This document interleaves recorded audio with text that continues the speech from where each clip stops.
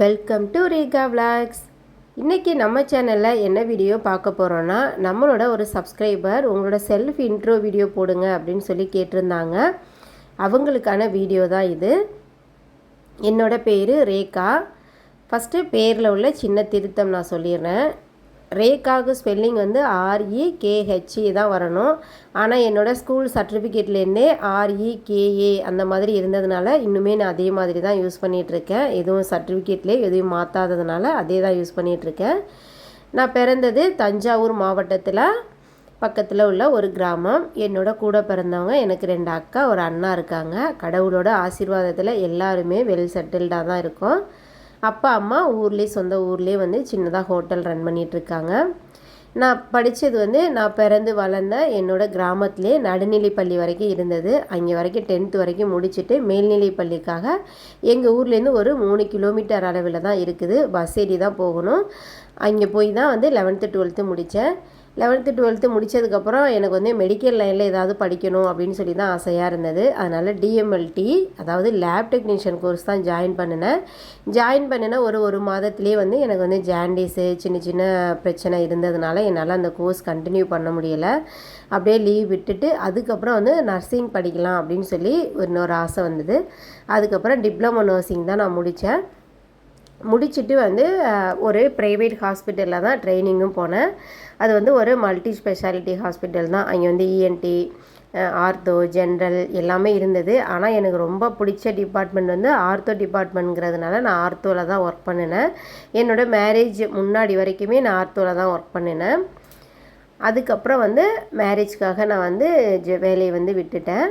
நான் மேரேஜ் பண்ணினது வந்து திருச்சி மாவட்டத்தில் பக்கத்தில் உள்ள ஒரு கிராமம்.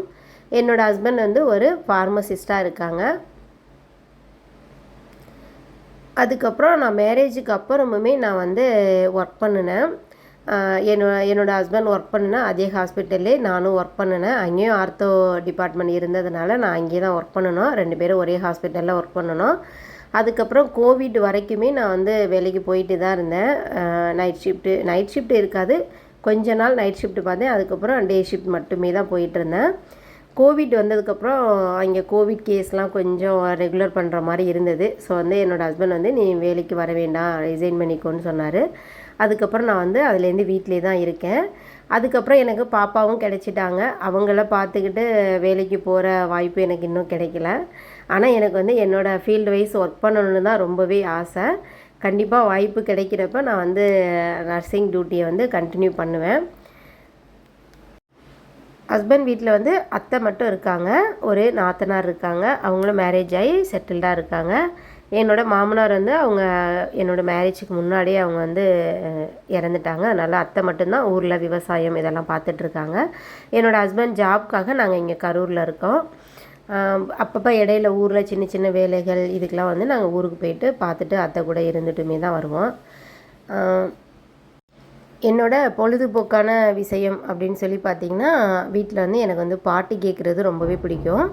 அதுக்கப்புறம் என்னோடய வீடை வந்து நான் க்ளீனாக வச்சுக்கிறது, அந்த வேலையில் எனக்கு அப்படியே பொழுது போகிறது தெரியாது. அதுக்கப்புறம் என்னோடய ரிலேஷன்ஸ் கூடலாம் கான்டாக்டில் இருப்பேன். கண்டிப்பாக பேசுவேன். டெய்லி என்னோடய கூட பிறந்தவங்க அம்மா அப்பா இவங்களோடலாம் நான் வந்து கண்டிப்பாக டெய்லி ஒரு வேளையாவது பேசிடுவேன்.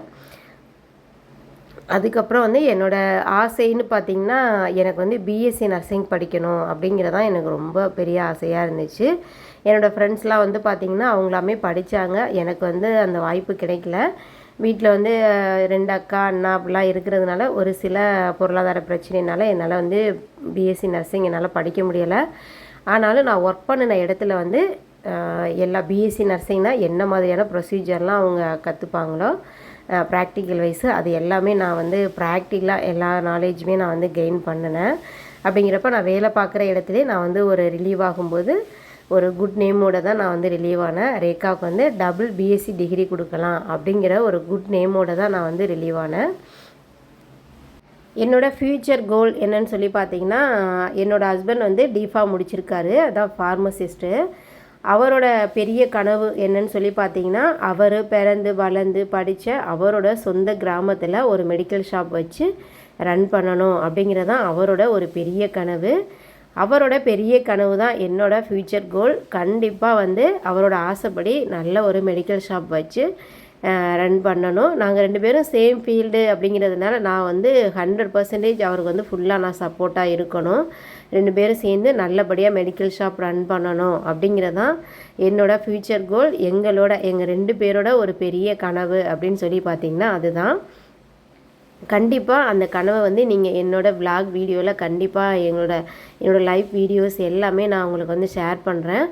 எதுக்காக நான் யூடியூப் வந்தேன் அப்படின்னு சொல்லி பார்த்திங்கன்னா, எனக்கு வந்து எப்போதுமே ரொம்ப ஒரு ஆக்டிவான ஒரு பொண்ணு தான் நான். எனக்கு எப்போதுமே சும்மா இருக்கிறது அந்த மாதிரிங்கிறது எனக்கு பிடிக்கவே பிடிக்காது. நான் பிறந்து எங்கள் அம்மா வீட்டில் இருந்தே நான் வந்து என்னோடய அக்காலாம் கொஞ்சம் ஃப்ரீயாக இருந்தாலுமே நான் வந்து ஏதோ ஒரு வேலை பார்த்துட்டே தான் இருப்பேன். அதனால் வந்து எனக்கு இந்த மாதிரி வீட்டில் சும்மா இருந்தது எனக்கு ரொம்பவே ஒரு மாதிரி கஷ்டமாக இருந்துச்சு. நிறைய நெகட்டிவ் தாட் எனக்குள்ளே வந்தது மாதிரி இருந்துச்சு. ஸோ வந்து நம்ம ஏதாவது ஒன்று பண்ணணும் அப்படின்னு நினைக்கையில எனக்கு வந்து யூடியூப் பற்றி எனக்கு எதுவுமே தெரியாது. அது எப்படி லைக் பண்ணுறது, சப்ஸ்கிரைப் பண்ணுறதுன்னு கூட அந்த நாலேஜ் கூட இல்லாமல் தான் நான் இருந்தேன். சரி இருந்தாலும் நம்ம வந்து ஒரு முயற்சி பண்ணி பார்க்கலாம். யூடியூப் வந்து ஒரு பெரிய ஒரு இது மாதிரி வீட்டில் வேலை இல்லாமல் வீட்டிலே இருக்கிறவங்களுக்கு இது ஒரு நல்ல ஒரு பிளாட்ஃபார்மாக இருக்கும் அப்படின்னு சொல்லி நான் நிறைய வீடியோஸ் பார்த்தேன். சரி நம்மளும் ட்ரை பண்ணலாம், கற்றுக்கணும், புதுசாக ஏதாவது நம்ம கற்றுக்கணும் அப்படின்னு சொல்லி எனக்குள்ளே ஆர்வம் இருந்ததுனால. பட் வந்து எனக்கு வீடியோ எடிட்டிங் இதெல்லாம் எனக்கு ப்ராப்பராக எதுவுமே தெரியாது.